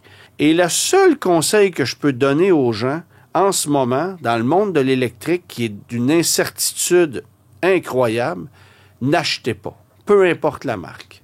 Louez, parce que en louant un véhicule électrique, vous savez ce que va être la valeur du véhicule dans 4 ans. On l'a préétabli et vous ne subirez pas quelconque dépréciation si un gouvernement décide d'enlever 10 000, de rajouter 15 000, de changer les règles. En louant, vous êtes certain que ce que vous allez payer, c'est ce que vous allez payer, puis au bout du terme, vous pourrez avoir le luxe de décider si vous rachetez ou pas. Mais en finançant 100% de la machine, vous subissez automatiquement une dépréciation. Ça se peut que vous fassiez de l'argent aussi. Si ça change. Si on change, mais au moins, vous ne prenez pas de risque. C'est comme la bourse, là. Et ceux qui ont loué des Solterra, des BZ4X, c'est un mal relatif parce qu'en vérité, vous payez votre 500 $ par mois et dans 3 ans, 4 ans, dans 4 ans, peu importe, vous redonnerez les clés et même si vous n'avez pas aimé le véhicule, au moins votre impact n'aura pas été catastrophique. Mais celui qui a fait le chèque de 55 000 ou 60 000 pour ce véhicule-là, ça fait gouic. Aujourd'hui, le véhicule ne vaut pas 30 000 6 mois après. Tu fais quoi avec ça? Là, il fait mal. Parce qu'il n'y a plus personne qui en veut, même celui qui te l'a vendu. Alors, pour ça, en dépit du fait que technologiquement, c'est un véhicule qui est même pas compétitif avec tout ce qu'il y a d'autre sur le marché, pour ça, et parce que ça provient de constructeurs qui ont des réputations à protéger et qui font en sorte que la clientèle a confiance en eux, je trouve que c'est le pire flop de l'année. Pour moi, c'est le coup de masse de 2024. Laissez faire votre clignotant. Entrez directement dans le guide de l'auto. Ton prochain véhicule, un véhicule qui a été quand même attendu, puis toi, tu es un gars de pick-up quand même, fait que je veux entendre ton opinion du pourquoi, du comment le Silverado EV est sur cette liste. Et accessoirement, le GMC Sierra. Le GMC Sierra, c'est la même chose, là. Écoute, c'est une chose de lancer un pick-up électrique sur le marché, c'est une autre chose de bien le faire. Ce que General Motors a fait avec ce camion-là, prenez cette image-là de façon relative, là, voyez ça comme un cartoon, mais j'ai trouvé qu'on avait été de gros idiots américains en développant ce camion-là. Autant on a fait une belle job avec l'Equinox, même avec le Blazer, avec certains produits Cadillac, autant ici on a fait, c'est un pick-up, on va mettre la plus grosse batterie qu'on peut, la plus lourde, la plus gigantesque. On va mettre des 24 pouces là-dessus. C'est pas grave que ça pèse 9000 livres. Il va avoir de l'autonomie bien plus que chez Ford. Ouais, mais tu te tires dans le pied. Parce que chez Ford, effectivement, qu'on n'a pas 700 km d'autonomie. Mais au moins, on n'a pas un camion qui pèse 9000 livres, qui roule sur du 24 pouces avec des pneus qui se mangent en 10 minutes. Tu sais, puis recharger un Silverado EV avec la taille de la batterie, ça prend 2 jours à la maison. 2 jours. C'est pas des jokes, là. Avec, qu'est-ce que tu fais avec un ancre à bateau comme ça? C'est tellement lourd. Un paquebot. C'est un véhicule qui, oui, est capable de te donner une technologie, mais au quotidien, c'est pas pratique. C'est tellement pesant, c'est tellement long à recharger. Là, tu vas me dire, tu peux aller sur des bornes de recharge rapide puis le ravitailler de façon relativement... Ouais, mais c'est pas un truc à faire trop souvent. Mais c'est pas un truc à faire trop souvent si tu veux préserver la durée de vie de ta batterie. J'ajouterais à ça que la qualité d'assemblage est épouvantable, vraiment pire qu'un F-150 Lightning. C'est vrai que l'intérieur, il fait pas... c'est bon marché, ça n'a aucun bon sens. On a mis le nom Denali là-dessus. Ou RST. T'ouvres les portes. Sur le Silverado, tu as le RST First Edition, mais on a lancé le Sierra EV Denali. T'ouvres les portes. C'est pas du Denali, ça, là. T'es pas sérieux, là. Les surpiqûres sont en plastique. C'est pas des surpiqûres, c'est du modelage en plastique. Je veux dire, tu me vends Denali, ça a une certaine réputation. Ouais, là, tu sais, puis... Ça n'a pas toujours été magnifique, là, les versions Denali. Moi, je me souviens d'un GMC Envoy Denali. C'était du cuir de tangerine qu'il y avait là-dedans. C'était pas... Des boiseries en plastique. Non, c'est ça. Mais de la rose de plastique. C'est ça. Mais aujourd'hui, on a atteint un certain niveau et je trouve qu'on défait la réputation du nom Denali avec ce camion-là. Fait que qualité d'assemblage, poids du véhicule, performance, comportement routier, c'est tellement pesant, ça n'a aucun sens. Et on est tellement brillant au gouvernement du Québec que même si c'est un véhicule qui coûte 120 000 $, mais tu es exempt de taxes de luxe. Pourquoi? Parce que c'est tellement lourd que c'est considéré comme un camion commercial, alors que, dans le fond, c'est un véhicule utilitaire personnel. Et tu parles du poids, c'est quelque chose que tu avais déjà soulevé dans une précédente émission. C'est la durée de vie du véhicule et l'usure des composants. Combien de temps ça va tenir pour supporter tout ce poids-là? Pneus, suspension, direction, frein, tout mange un coup, là. C'est clair. Tout mange un coup, là. Fait que, pour moi, je trouve qu'on n'a pas fait le travail. On aurait dû amener une technologie plus audacieuse, plus avant-gardiste, réduire le poids de ce véhicule-là, quitte à en réduire l'autonomie. Parce qu'il y en a des gens qui ont acheté des Lightning puis qui composent avec le fait que en hiver, tu fais 250 km avec la petite batterie, puis ça peut convenir à des gens. Mais la chasse à l'autonomie, pour aller chercher 800 km, ça te prend pas une plus grosse batterie, ça te prend des avancées technologiques. Ça devrait arriver d'ici quelques années, mais on n'a pas réussi le pari ici. Ton troisième choix, dans les moins appréciés, c'est la C43 AMG chez Mercedes. La classe C de Mercedes de dernière génération, j'ai trouvé qu'on l'avait un peu échappé. Et la moins pire, c'est la C300. Ce qui est le modèle d'entrée de gamme. Alors, dans la mesure où tu cherches une berline relativement confortable, équilibrée, oui, tu as des gadgets, puis ça va te prendre 2 mois étudier la planche de bord, surtout si tu es habitué à une ancienne génération de classe C qui était beaucoup plus simple. Ouais. Alors ça, c'est un point, mais comportement routier d'une classe C, c'est pas aussi sportif qu'une A4 ou qu'une série 3, mais c'est un équilibre que certaines personnes vont énormément apprécier, incluant moi-même, parce que j'ai pas toujours le goût de me faire brasser la cage. Ouais. Dans une C43, d'abord, on t'a planté un 4 cylindres qui fait un bruit infernal. Puis, je veux juste souligner un truc. J'ai lu beaucoup sur la C63 que je n'ai pas encore conduite, mais il semble que ce soit encore pire. Parce qu'on a là aussi un 4 cylindres boosté à l'extrême, très nerveux. avec des suspensions en ciment. Et c'est ce que j'ai déploré de la C43. C'est que Mercedes a développé une voiture à vocation sportive pour aller rivaliser avec une M440 ou aller rivaliser avec une Audi S5, par exemple, ou S4. Mais au niveau des suspensions, on l'a complètement échappé. Je trouve que c'est un véhicule qui n'est pas tuné. La suspension, c'est pas... Absolument pas. Ils ont donné tout ce qu'ils pouvaient sur la plane du châssis. Plus de 10 ans que puis James ils l'ont jamais tuné. James Mace dans Top Gear se plaignait il y a plus de 10 ans que les voitures étaient conçues sur le Nürburgring aujourd'hui et que en termes de confort maintenant on allait nulle part et puis ça sent la course à l'armement, mais voilà, faut gagner. Mais on met tout ce qu'on peut dans le châssis puis on le tourne pas pour le véhicule. On fait juste, il est tuné pour le Nürburgring pour aller chercher un dixième supplémentaire. Mais on est d'accord. Moi je suis complètement d'accord. Je veux dire, ça sert à rien de se faire massacrer les vertèbres pour de toute façon être pris dans les embouteillages qu'on a anyway. Non, c'est ça. Ça n'a aucun intérêt. Une Audi S4, une Audi S5, la suspension est fantastique. Une Acura TLX TPS, c'est une voiture à laquelle on pense pas.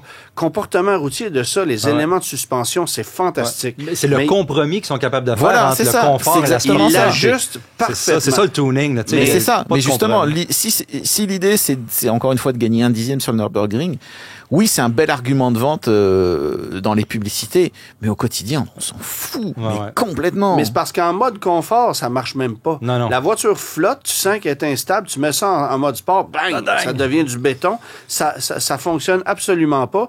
Puis les craquements, les bruits de caisse qu'il y a là-dedans, peut-être causés en partie par la suspension, tu vas me dire, mais c'est pas justifiable. Et au prix que tu me vends ça, ça c'est sans compter les histoires d'horreur de fiabilité des produits AMG. Fait que j'ai fait ça, on l'a échappé, puis c'est plate parce que la classe C, notamment la génération que toi tu possèdes, tu possèdes une 2014, j'ai adoré cette voiture-là. C'est probablement une des meilleures générations de classe C. Son renouvellement. Le refresh, avec le 6 cylindres, il n'y a pas de problème avec ce véhicule-là. Tout à fait. C'est une 350. Oui. Tu sais, ça, c'était une voiture vraiment, vraiment réussie. Mais évidemment, on a... Beaucoup plus élégante aussi que les nouvelles classes C. Mais qui ont été vendus en très grand nombre à une époque où les berlines compactes européennes étaient beaucoup plus populaires. Là, les gens se dirigent vers des VUS. Et attention, si une C43 AMG déçoit, dites-vous qu'un GLC 43, c'est encore pire. Les rudiments, les techniques, les conseils. Attachez votre ceinture, ça va aller vite. Le guide de l'auto. Nous voici maintenant rendus à la rubrique nécrologique de 2024, les modèles qui ont disparu ou sont sur le point de disparaître. Hugues, évidemment, avant de parler de tout ça, les voitures anciennes ont aussi fait jaser sur le site web. On a répertorié beaucoup de textes, d'articles que t'as rédigés cette année. Puis, je veux inviter les gens à aller lire ces articles-là parce que c'est écrit magnifiquement bien les textes que tu fais, Hugues. Merci. Je veux souligner, il y a de la recherche, il y a de l'information qui est vraiment cool là-dedans. allez voir cet univers-là, vous allez vous développer une passion que vous ne connaissez peut-être même pas, ça vaut vraiment la peine. Mais t'as parlé de beaucoup de véhicules, puis sans surprise, la Mustang a fait jaser. Ben oui, la Mustang a fait jaser parce que c'est les 60 ans. Ouais. Et j'ai fait une galerie sur les Mustangs qu'on n'a pas eu. Ouais. Qu'on aurait pu avoir, des concepts et des voitures à laquelle on a échappé. Et ça a effectivement beaucoup réagi. Ce qui a fait réagir aussi beaucoup, à ma grande surprise, c'est des galeries sur les années 50.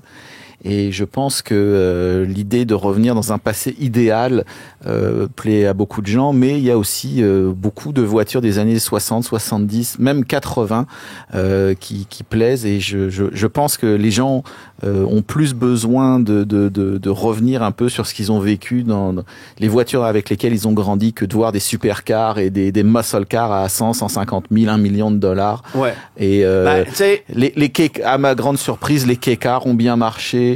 Mais qui n'a pas un jour mis ses fesses dans une Dodge Ariès? C'est ça. C'est ça. Tout le monde a eu une Dodge Ariès. Ceux qui ont moins de 30 ans. C'est ça, mais tout le monde a eu une Dodge Ariès dans sa famille à un moment ou un autre. Si c'est pas le voisin, c'est l'oncle ou les parents. Exact. Je trouve ça très intéressant de voir que c'est des voitures qui sont beaucoup décriées par les grands spécialistes de l'auto ancienne, mais qui font réagir les gens et parce que c'est des souvenirs personnels. Ce sont des souvenirs personnels. Alors, tu sais, si tu t'es installé à bord d'une Ariès, tu sais que c'est aussi laid en dedans que dehors, mais au moins, tu le sais. Alors, mais t'as grandi là-dedans, puis voilà, c'est ça la vraie nostalgie. Si c'était pas ça, c'était une Tempo, puis si c'était pas une Tempo, c'était une Cavalier. Et voilà. C'est comme ça que ça marchait. Bon, rubrique technologique. Alors, merci Hugues pour ça. Avec plaisir. Encore une fois, allez voir ça sur le site si web. Si vous avez un modèle que vous avez aimé dans votre passé, faites juste le googler, les chansons que le texte est référencé du guide de l'auto que Hugues a écrit, c'est assez impressionnant. As-tu fait la Mercury LN7? Pas encore, mais c'est dans les plans. OK. Restez à l'affût. Restez à l'affût, c'est ça. Il y a juste à taper Guide Auto Web, le nom de la voiture, ça devrait sortir si le texte existe.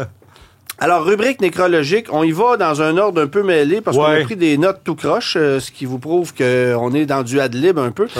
Mais quand même, je pense qu'on peut commencer par un véhicule qui t'a un peu frustré cette année. C'est le Mazda MX-30. Et on va mettre les choses en contexte. Voilà. Le Mazda MX-30 est un véhicule électrique qui n'a pas fonctionné énormément. Je pense que c'est un euphémisme de le dire. Dans tous les sens du terme. Tellement un flop commercial que les Américains ont compris plus rapidement que nous autres qu'il fallait l'abandonner. Alors, en 2023, ça disparaissait du marché américain, mais Mazda Canada avait décidé de le garder sur le marché canadien en disant non, on a besoin d'un véhicule électrique, on garde ça sur le marché. Et on t'a convaincu de faire un comparatif avec ce véhicule-là en te disant oui, on garde ce véhicule-là sur le marché. Le voici. Et le voici.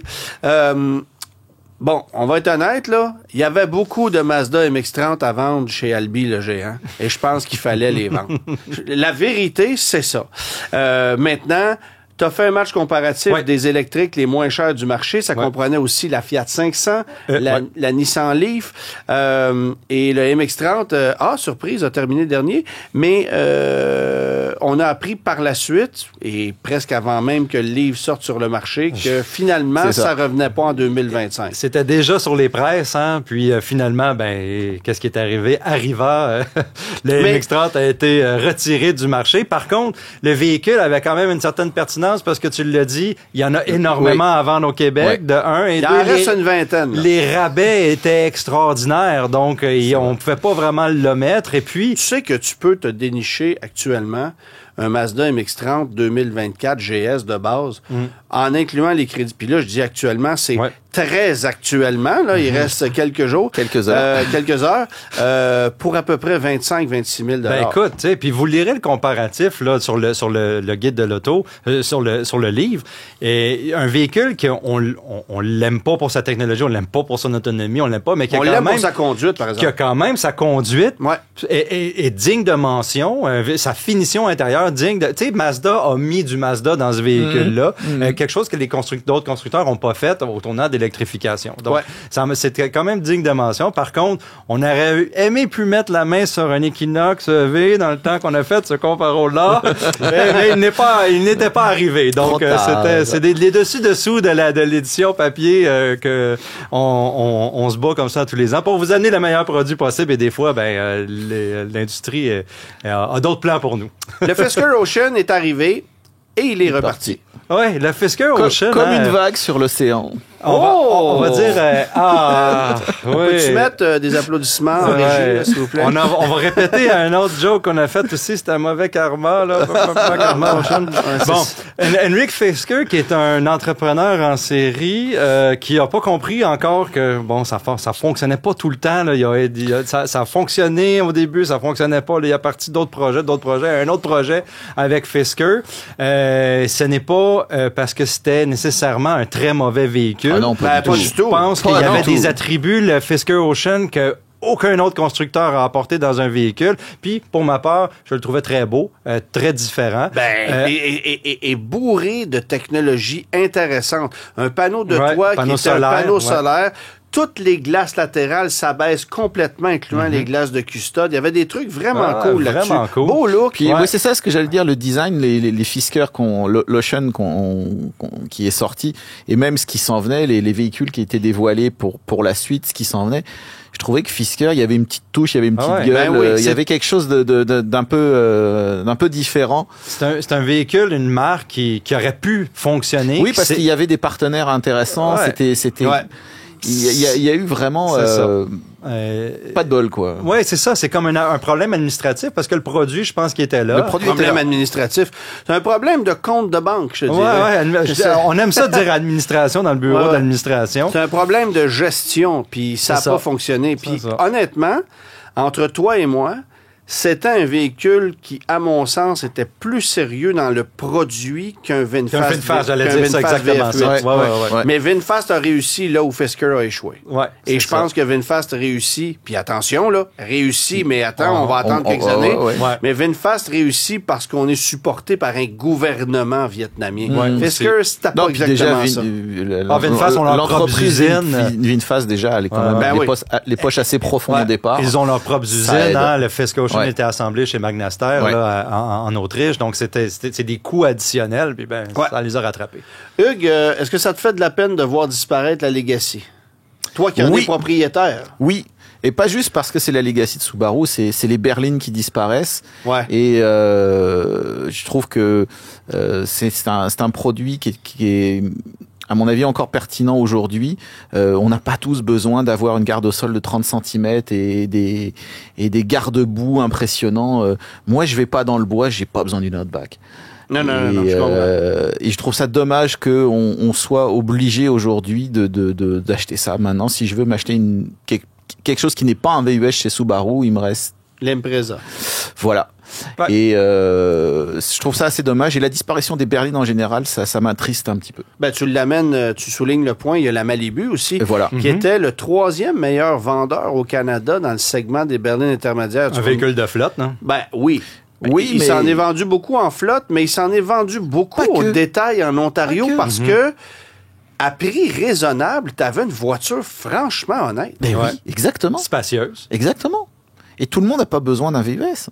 Puis pour 35 000 $, cette voiture-là est capable de t'offrir un rendement super intéressant. C'était rien de compliqué, mais il y a bien des gens qui ont trouvé satisfaction dans un produit comme ça. Puis il y a des gens qui ne veulent pas conduire un VUS. Et quelles sont les alternatives aujourd'hui? Des voitures qui coûtent une fortune. Mais c'est ça. Et puis, très franchement, encore une fois, tu as dit un truc très intéressant. C'est un produit qui est pas compliqué. Et aujourd'hui, les voitures, tu l'as dit tout à l'heure, il y a certaines voitures qui demandent 2 mois de formation avant de pouvoir changer la climatisation. Et c'est pas normal. Il y a bien des gens, et on le voit en Europe, le succès de Dacia en Europe qui est soutenu année après année. Ils font des cartons. Pourquoi ils arrivent avec des voitures simples, bien finies, bien construites, correctement équipées, mais simples et à des tarifs contenus. Je comprends pas cette volonté. C'est le non-nonsense, là. Voilà, le non-nonsense. Je comprends pas cette volonté de nous fourguer dans la gorge des modèles à 80, 90 000, 100 000 $. Veux-tu que je te l'explique? Vas-y, s'il te plaît. Moi, j'ai une idée. Vas-y. Il paraît que c'est payant. Oui, j'entends bien, mais ça sera payant jusqu'à quand? On commence à voir justement les histoires de Stellantis et compagnie. Ça commence à être cette logique-là de dire à un moment, ben voilà, on va vous fourguer des trucs à 80 000 pièces avec des écrans panoramiques, des systèmes de son fou, des machins que vous ne pourrez pas utiliser de toute façon parce que vous lirez pas le mode d'emploi. Le mode d'emploi, il est épais comme ça, puis il y a 3 tomes. On veut le flip phone des véhicules. C'est ça. Bon, évidemment, tu parlais de voitures simples. Je pense qu'on ne peut pas résumer le mot simplicité automobile autrement qu'avec la Mitsubishi Mirage qui, elle aussi, disparaît. Mais il y a simple et simpliste. C'est ça. Mais la Mitsubishi Mirage, aussi drôle que ça puisse paraître, les concessionnaires en gardaient pas en stock cette année. Ça arrivait, ça sortait. Faute d'offres ailleurs dans l'industrie, vous allez dire, mais pour à peu près 20 000 et peut-être 22, 23, 24 si tu prends quelques options. Cette auto-là, convenait à bien des gens. Consomme peu, coûte très peu cher à entretenir, à posséder. Une bonne garantie. Voilà. Tu sais, c'est un achat rationnel, pas passionnel. Et c'est encore une auto qui était, Hugues, capable de t'offrir quelques couleurs funky. Oui. Ça, t'aimes ça? Ben oui. Mais ça t'a pas convaincu d'en acheter une pour autant. Non. Voilà. Qu'est-ce qui a fait mal dans le monde des camions pleine grandeur? C'est la disparition du Ram classique. Parce qu'évidemment, il faut vous mettre en contexte. Ram nous dévoilait des chiffres de vente super impressionnants avec la gamme des camions Ram. Mais tu allais sur le site média de Stellantis dans la division Ram et on ne parle même pas du modèle classique. On fait chez Stellantis comme si ce véhicule-là n'existait pas. Et pourtant, ça a été la bouée de sauvetage de ce constructeur-là pendant une décennie. Alors, une décennie. Disons 5-6 ans, évidemment, parce que c'est en 2019 qu'on a renouvelé le camion Ram et du jour au lendemain, le Ram 1500 devenait le Ram classique. On réduisait la gamme, on avait des modèles de plus bas de gamme alors que le modèle DT, qui était la nouvelle génération, avait des modèles plus chers. Mais les gens ont continué d'acheter le Ram classique parce qu'ils se sont rendus compte que sous une nouvelle carrosserie, tu avais essentiellement le même camion, moins moderne, avec une finition plus ordinaire, un peu plus vulnérable à la corrosion. Bon, c'est correct, mais tu savais ce que tu achetais, puis tu l'achetais à prix plus raisonnable. Et ça a fonctionné au point où, jusqu'à l'année passée, plus de 50% des ventes de certains concessionnaires Chrysler, Jeep, Dodge, Ram, Fiat, au Québec, c'était des Ram classiques. Et là, tu leur enlèves ça du jour au lendemain. C'est comme quand on a retiré la Dodge Grand Caravan qui était offerte à moins de 25 000 $. Là, du jour au lendemain, tu venais de perdre toute une catégorie de clients, puis tu as remplacé ça par une fourgonnette à 50 000. Est-ce que les gens en ont acheté? La réponse, c'est non. Alors, évidemment que les chiffres de vente de Ram ont chuté cette année drastiquement.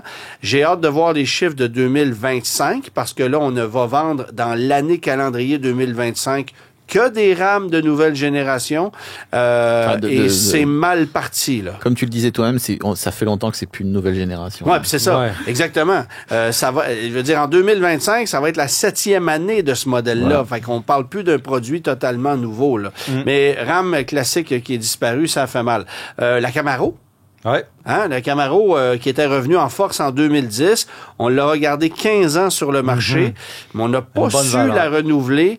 On regarde les chiffres de vente de la Mustang, on regarde la Parade Alley, puis faute d'avoir une nouvelle structure pour pouvoir développer cette sportive-là sous une nouvelle génération, on l'a abandonné, puis dès lors, il y a eu des rumeurs de possibilités de véhicules électriques ou de VUS qui s'appelleraient Camaro. Please not, please. S'il vous plaît, non. C'est ça. Les souhaits 2025.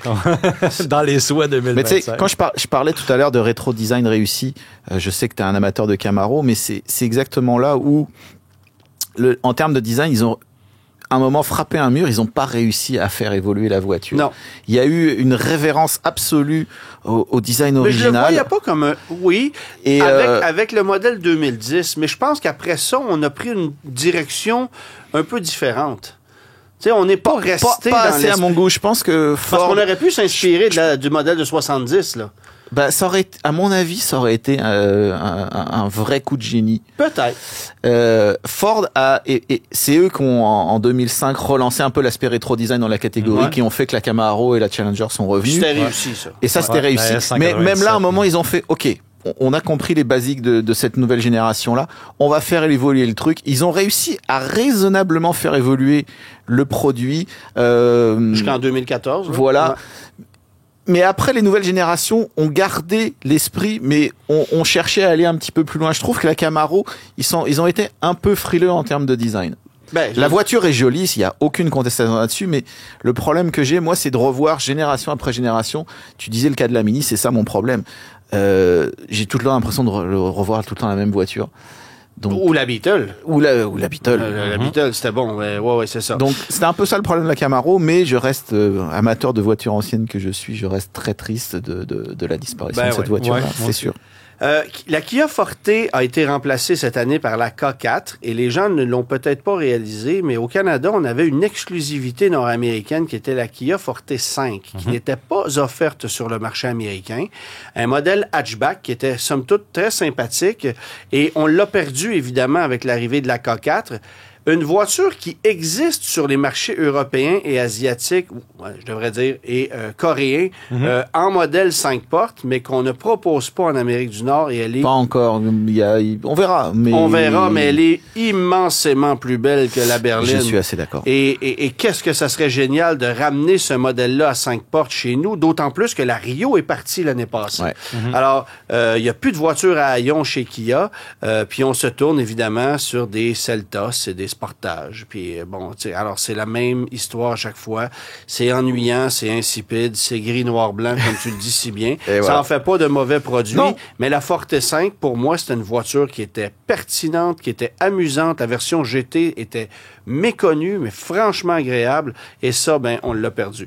Toyota Venza, bon, elle est disparue pour revenir sous une autre approche, mais la Venza, qui a connu un succès franchement intéressant chez nous au Québec, n'a pas connu de succès à l'échelle nord-américaine. La perception de ce pseudo-VUS plus proche d'une familiale n'a pas su convaincre. Là. Non. Et non, parce qu'encore une fois, à un moment, c'est une question d'identité. Ouais. Comment tu perçois le véhicule? Pour l'acheteur moyen, c'est-tu un VUS, c'est-tu un ceci? Comment tu comprends ton véhicule? Et avec quoi tu le compares? Qu'est-ce que tu vas aller chercher le mieux ailleurs pour tes besoins? C'était un peu flou. Ouais, c'était un peu flou, mais là, on arrive avec une Crown Signa, une voiture haute sur pattes, formule Subaru Outback, mais plus premium. Mais est-ce que c'est pas encore plus flou, en fait? C'est encore plus flou. C'est encore plus flou, sauf... Puis on n'en vendra pas, là. C'est clair. D'autant plus qu'au Canada, on arrive avec un modèle tout équipé à 60 000 $. Mais... C'est un bon char, c'est le fun à conduire. Prends le volant de ce véhicule-là et tu vas réaliser que tu es dans une Lexus à rabais. C'est-à-dire que tu n'as pas l'emblème... Oui, ça donne vraiment cette impression-là. Tu n'as pas l'emblème Lexus, tu n'as pas le prestige, ou si tu veux, et heureusement pas le design Lexus, moi c'est le truc que j'aime, c'est-à-dire que c'est beaucoup plus joli au niveau esthétique et c'est beaucoup plus près d'une voiture familiale sur le plan esthétique. Je te rejoins, LP. Joli, c'est peut-être pas le mot que j'aurais utilisé. Je trouve que c'est pas à côté d'un RX là. C'est pas que c'est pas joli, c'est que c'est bizarre. Ah ouais, c'est weird, c'est difficile à comprendre qu'est-ce que c'est. C'est flou, ils ont essayé de faire à moitié une voiture, à moitié un VUS, mais je ne parle pas de la berline. La berline, je suis d'accord. Ça, c'est weird. Mais le Crown Signa, c'est le station wagon. Ouais. Et qui est certainement moins weirdo que la berline. Faites-moi un vrai station wagon. Oui, mais voilà. C'est ça. Merci. Mais est-ce que ça va se vendre en Amérique du Nord?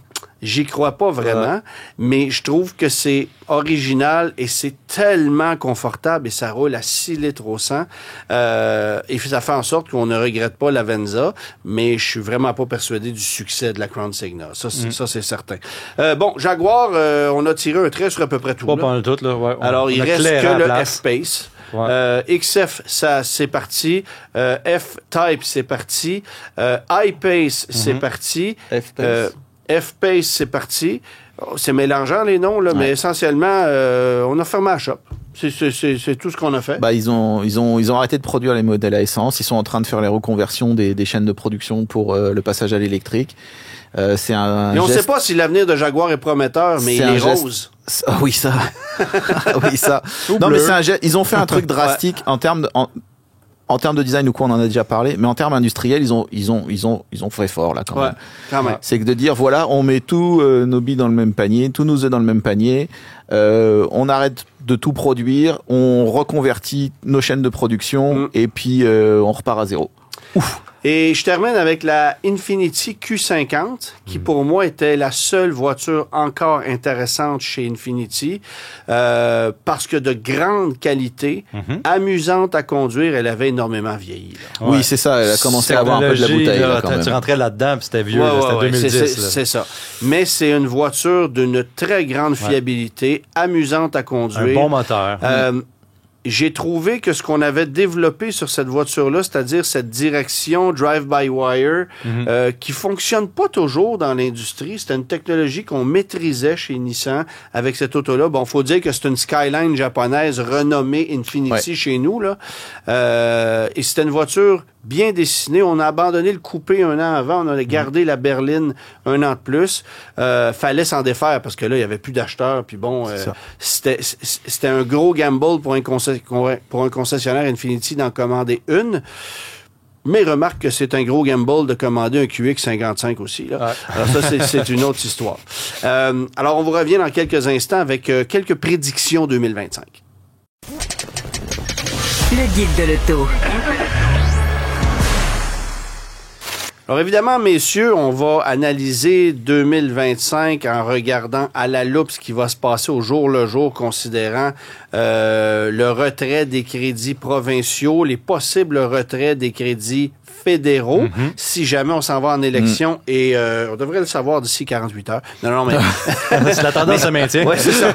Mais évidemment que on va regarder tout ça de près parce que l'impact sur l'industrie pourrait être gigantesque. Ouais. Et ça voudrait pouvoir dire une dégringolade de l'électrique. Et pour certains joueurs qui ont tout misé là-dedans, ça peut faire mal. Je pense à Cadillac, entre autres.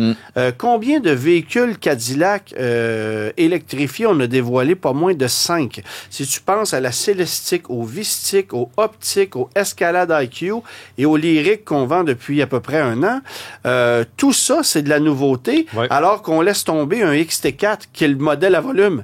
Ça s'appelle du gros pari. La drôle de direction. Tu disais des gringolades, c'est sûr que dans un marché qui est déjà très tendu, ne serait-ce que de petites pertes de parts de marché, pas forcément une dégringolade, mais des pertes de parts de marché de quelques pourcents, c'est là où tu vas complètement anéantir ta rentabilité. Donc, moi, j'utiliserais pas tant le mot dégringolade que des consolidations, des changements et des fluctuations suffisamment significatives pour mettre certains constructeurs potentiellement dans une situation délicate parce que les marges de profit sont quand même assez réduites. Il y a des constructeurs, là tu mentionnes Cadillac, qui vont faire des véhicules très dispendieux. Aux États-Unis, oui, il y a un changement de gouverne en nouvelle année.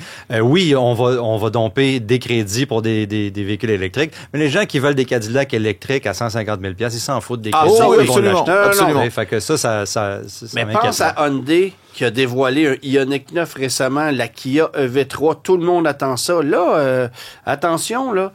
Et puis VinFast, là, qui devrait arriver techniquement avec 3 modèles moins chers que ce qu'on propose en ce moment. On s'est basé sur le fait qu'on avait des crédits pour les vendre, ces véhicules-là. S'il n'y en a plus, c'est quoi le succès? À quoi il faut s'attendre? Alors ça risque de faire mal. Et on va regarder Tesla parce que actuellement, Tesla a une menace sérieuse à l'échelle mondiale qui s'appelle BYD. Les Coréens sont en train d'arriver en force. Tesla ne renouvelle pas ses produits. Puis je parle pas du Cybertruck, là. C'est pas juste les Coréens, je veux dire, toutes les marques traditionnelles qu'on connaît, même en Europe, je veux dire, Peugeot, Renault jouent beaucoup le facteur électrique maintenant. Donc, à un moment, Tesla, ils étaient seuls sur le marché. Ils le sont plus. Donc la vraie menace, c'est pas tant un tel ou un tel, c'est que tout le monde s'y met. Et comme tu dis, les produits se renouvellent pas. Mais moi, je me souviens d'une citation d'Elon Musk d'il y a 10 ans, alors qu'on lançait la Model S sur le marché. Ça fait même un peu plus. Plus que ça fait une douzaine d'années. Ouais. Alors, lui mentionnait, mon objectif, c'est d'inciter l'industrie automobile mondiale à faire le virage électrique. C'est un pari réussi. Ça s'appelle un pari réussi. Voilà, t'as tout compris. Les usines... Je suis pas sûr que c'est ce qu'il veut en ce moment. En ce moment, non. Les usines pourront faire des robots. Regarde, le Roadster s'en vient. C'est sûr. Le Tesla Roadster s'en vient. Regarde, ça a été annoncé depuis 2017. J'en ai commandé une. C'est ça, exactement. Bon, il y a l'alliance Renault. Il y a l'alliance Honda-Nissan qui a fait jaser en fin d'année. On peut peut-être revenir là-dessus parce que ça pourrait avoir une incidence intéressante sur ces deux constructeurs-là. Ben, il y a, en fait, c'est de voir qu'il y a des constructeurs historiques qui sont qu'on n'aurait jamais imaginé dans l'eau chaude. Nissan, ça aurait été. Ouais. Déjà en 99, c'était quand même très chaud quand ils ont monté l'alliance avec Renault, mais là, on a l'impression actuellement que là, il y a une vraie détresse, un vrai désespoir. Et imaginez Nissan sur le point potentiellement de disparaître d'ici 12 à 14 mois parce qu'il n'y a plus de liquidité, et de se dire on va s'associer avec Honda. Waouh, c'est incroyable. Et comme imaginez en Europe. En Allemagne, en ce moment, il y a un vrai trauma, c'est de dire Volkswagen va fermer des usines. Pour l'Allemagne, c'est comme un truc inconcevable. C'est de dire on va fermer tous les McDonald's en Amérique du Nord. C'est à peu près la même chose. C'est comme c'est inimaginable. Volkswagen qui va fermer des usines en Allemagne. C'est un truc incroyable. Le contexte aussi en Asie est différent parce qu'on te parlait de Build Your Dreams tantôt. BID, les électriques, cette compagnie-là pousse tout le monde, fait un vacarme extraordinaire.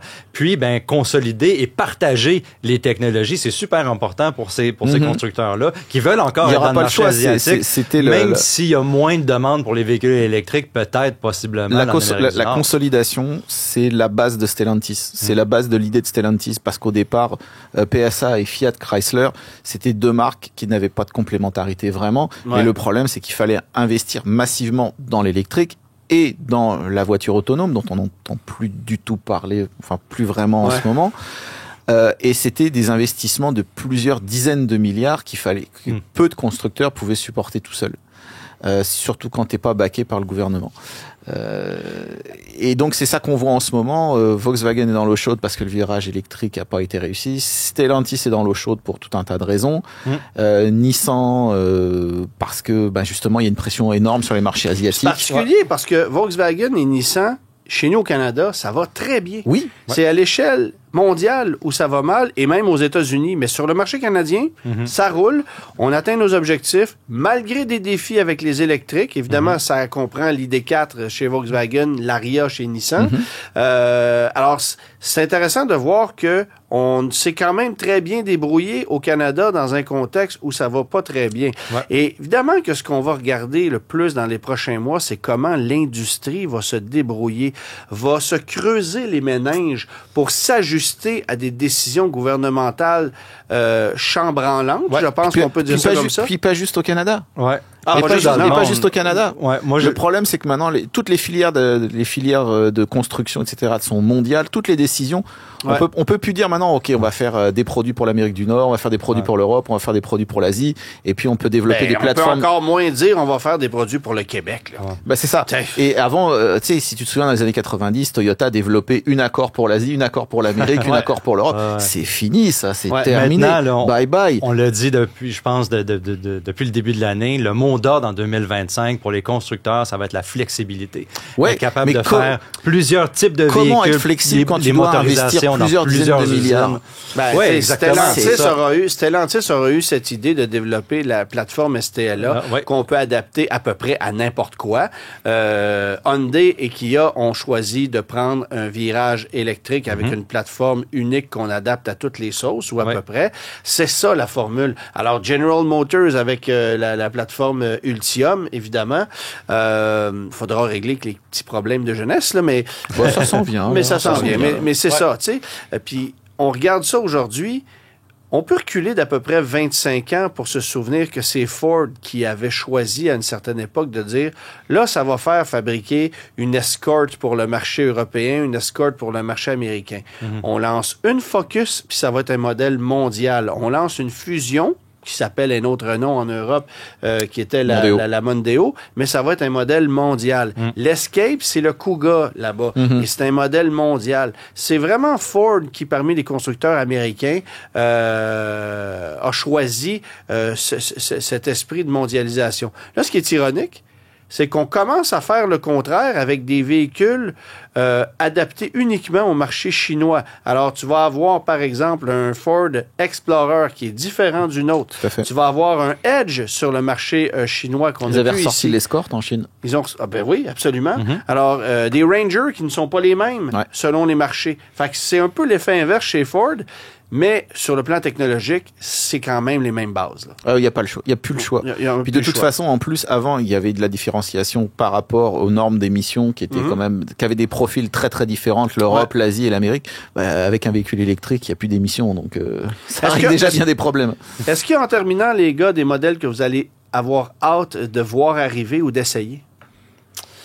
Oh my God, ça c'est une bonne question. J'ai pas pensé à ça. Le V3, là, on en a parlé tantôt. C'est quelque chose que pas nécessairement pour mon plaisir personnel, mais juste pour être capable de parler à mes lecteurs de c'est quoi exactement comme produit, puis combien il va coûter, puis qu'est-ce qu'on va avoir pour ce prix-là. Parce que la montée, un peu la lancée, là, si on veut, chez Hyundai puis Kia, ben on la suit. C'est important. Je pense que le V3, ça va être un produit au Québec. Si on a encore tous les outils pour être capable de s'armer de véhicules électriques, va être intéressant. Peut-être genre continue peut-être dans le coréen avec l'Ioniq 9, l'utilitaire, qui va être aussi intéressant à voir. J'ai hâte de voir qu'est-ce qui va sortir de chez Jaguar à la fin de l'année. Puis ça, c'est ça sera pas cette année. Ça, tu le verras pas cette année. Peut-être qu'on va le voir. On va voir des véhicules à la fin de l'année. De la photo espion qui n'en est pas. Je pourrais probablement pas l'essayer, mais ça va être quelque chose qui, juste pour voir où est-ce que ça s'en va, parce que c'est tellement, ça a fait tellement couler d'encre là, chez Jaguar. Mais c'est ça, de toute façon, ce qui est important, c'est le produit. Ouais, c'est ça, exactement. Donc, moi, j'ai hâte de voir les Scouts. Vraiment, j'ai hâte de voir les camions Scout, voir ce que ça va donner. Et très hâte de conduire la Charger avec le moteur à essence. Moi, c'est ce que c'est celle-là dont j'allais te parler. J'espère qu'elle est aussi belle en vrai. Je suis tellement content de voir qu'il y a encore des voitures qui peuvent parler un peu aux passionnés et pas juste à quelqu'un qui dit moi il y a que l'essence, mais c'est de dire voilà, on peut faire des chars électriques excitants et les penser en termes de faire des trucs qui parlent un peu au cœur, voire beaucoup, et pas que au cerveau et à l'analytique. C'est la force de Dodge, regarde ça, ça j'ai et tu viens de foutre tout mon argumentaire en l'air. Non, mais justement, je suis content de voir qu'il y a encore des voitures électriques, donc rationnelles, mais qui peuvent parler au cœur et qui peuvent un peu donner des émotions. Et j'ai vraiment hâte de voir ce que ça donne en vrai dans la rue, quoi. Les gars, on se retrouve en 2025, 3000 $ en moins, et on continuera de parler de voitures autant qu'on l'a fait cette année. C'était un plaisir de partager le micro avec vous. Oui. Bonne année à tout le monde, et puis on se retrouve d'ici peu. Très joyeux temps des fêtes. Bye bye. Le guide de l'auto. Disponible aussi en balado sur l'application et le site cube.ca. Cube, un média pas comme les autres.